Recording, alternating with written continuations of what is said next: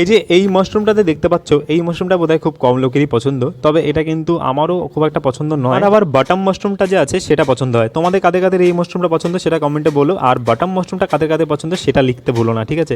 তো আজকে এই মাশরুমটা রান্না করব, এটা বাজারে আমি পেয়েছিলাম আজকে, সেই জন্য নিয়ে চলে এসেছি। এই মাশরুমটা যে আছে এটা কিন্তু বাড়িতেই খুব সহজে চাষ করা যায়। আমি একবার ট্রাই করেছিলাম আর খুবই পারফেক্ট ভাবে হয়েছিল। তো শুরুতেই মাশরুমের গোড়ার দিকে শক্ত অংশটা কেটে বাদ দিয়ে হাত দিয়ে ছাড়িয়ে নিয়েছি, তারপর জল দিয়ে এটাকে ভালো করে হালকা ভাপিয়ে নিয়েছি। ভাপিয়ে নেওয়ার পরে ছেঁকে নিয়েছি, তারপরে কড়াইতে তেল দিয়ে গোটা গরম মশলা দিয়ে একটু হিং দিয়ে তারপরে রসুন কুচি, পেঁয়াজ কুচি, লবণ দিয়ে এটাকে ভালো করে নেড়ে চেড়ে মজিয়ে নিয়ে তারপরে আদা কুচি আর কাঁচা লঙ্কা কুচি দিয়ে এক এক করে জিরে, ধনে, শুকনো লঙ্কার গুঁড়ো, লবণ, হলুদ দিয়ে ভালো করে কষিয়ে নিয়েছি মশলাটাকে। তারপরে জল দিয়ে এটাকে আরেকটু ভালো করে কষিয়ে নেওয়ার পরে মাশরুমগুলোকে দিয়ে দিয়েছি।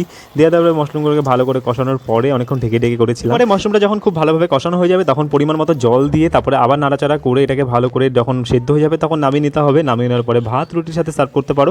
আর এটা কিন্তু খেতে কিন্তু মোটামুটি খারাপ হয়নি, ভালোই হয়েছিল। ভিডিওটা ভালো লাগলে লাইক, শেয়ার, সাবস্ক্রাইব